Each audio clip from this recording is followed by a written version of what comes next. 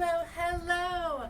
I'm Taren S, a high priestess of over 25 years. Welcome to the House of Witchcraft. Come, let's brew some magic together. Hello, hello! Gotcha there. Nope, it's not Taren S today. You are stuck with the one, the only, Dana. I have taken over the cottage today, and I would like to talk to you about the most 5 common herbs that you can find in your kitchen and their magical purposes. See an amazing article with that exact same title on our House of Witchcraft blog right now. First one that we want to talk about is the wonderful, I have notes. I'm a Taren S witch. I have notes and I follow them and nothing ever goes according to plan, and she refuses to let me edit videos. So, the first one that we're going to start with today is basil. And all but one of these herbs I was able to find in Taren's front yard, basically. They're pretty common herbs. I probably could have found the 5th one too if I would have just asked her, but I'm sneaking in the cottage today. So, basil. Fun fact about basil is you can basically grow it all year long. It's great in cooking, it's great in magic. You can keep a plant, you can get it at grocery stores. I mean, honestly, I'd love to say that I've grown my basil from fresh, but to be quite frank, I get that little like starter one that you can see in grocery stores, and I just keep that thing around, and I've thrown it in the dirt, and it's almost like a weed. It survives most climates and whatnot, so it's pretty easy to grow.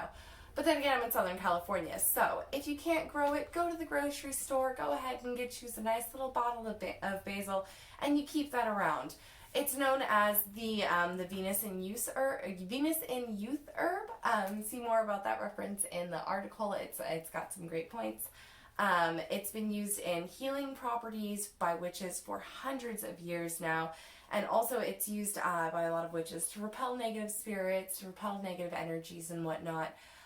It's a very, as the article name says, it's a very common herb, so it's very easy to find, and witches have been using it for quite a long time now, and also it's very discreet as well too. So maybe you have, in-law coming over, or you have a friend that you're not entirely sure of, and you're cooking dinner that night. Maybe you just really think about blessing that basil before adding it to the recipe, and then go ahead and throw that in there and have a magical dinner, maybe.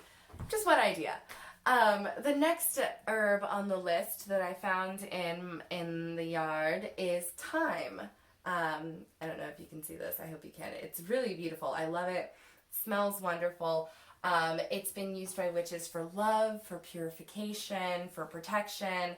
You can see in the article there's different ways to use it in teas, massage oils, with enlightenment herbs, and baths. It's such a versatile herb.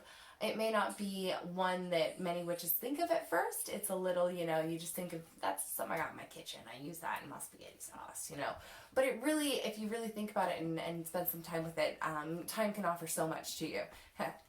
Thyme. That's a pun. Next herb.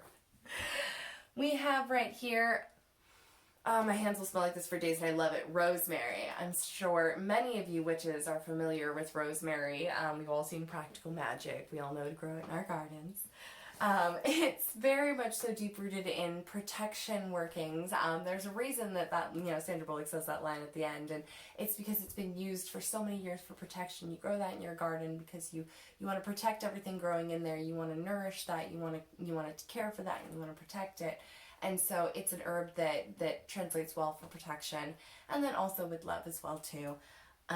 It roots itself deep into the ground, and for that you can use it in deep magical workings. That's what I found that I actually tend to use it most for, is when I'm going for some deep, maybe ancestral workings, or somewhere where I'm diving in deep to the roots of myself. It's also been known as the quartz healing, or the quartz crystals of herbs, because it's so versatile. You can use it at, a white candle in a spell that you may not have the color you need for, or, the quartz in a working.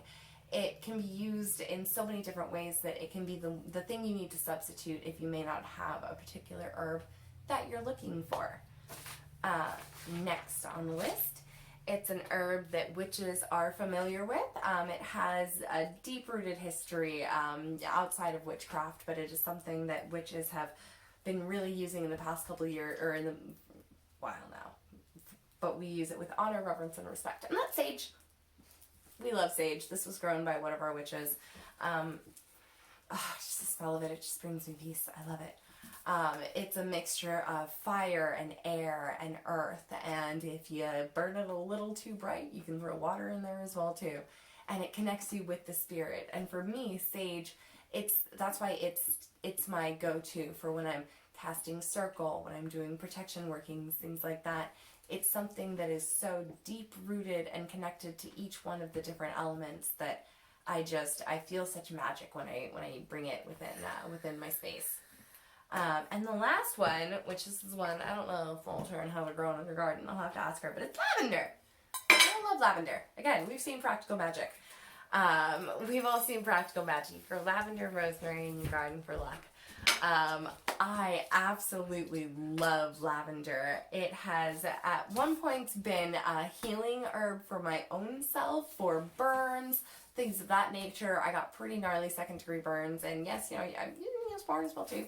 But that was the first time when I was like 17 years old. I had given up on my witchy self, and I burned myself pretty bad. And my mom's friend, who was a hippie, as my mom called her, came over with some lavender oil and was just adamant about, just put this lavender oil on your burn, and it'll solve it all. And I was like, whatever, it hurts, I'll do whatever at this point. And to this day, I still have no scar, and it's wonderful. It hurt, but it was wonderful. And so lavender, for me anyway, is so deep rooted with healing and healing. Sorry, I stuttered. It's also been used for balancing chakras. It's been used by witches for centuries, and it's just such a calming herb. Witches, if you're watching this video with me, run to your cabinets, run to your witchy little shelves right now, grab your lavender, and you're like 5 seconds to get back to me. 5, 4, 3, 2. Let's sniff some lavender together. My goodness. I just love it. I love it. I swear, it's probably in this garden somewhere. Knowing her, I swear it is in this garden somewhere. So, in conclusion, these are several herbs that are used for many different magical purposes that are so special and so important that I'm so glad that we were able to do this. I think that I can get a really cute little shot right here at the end if you... Hey! Are you in there, Dana? I gotta go!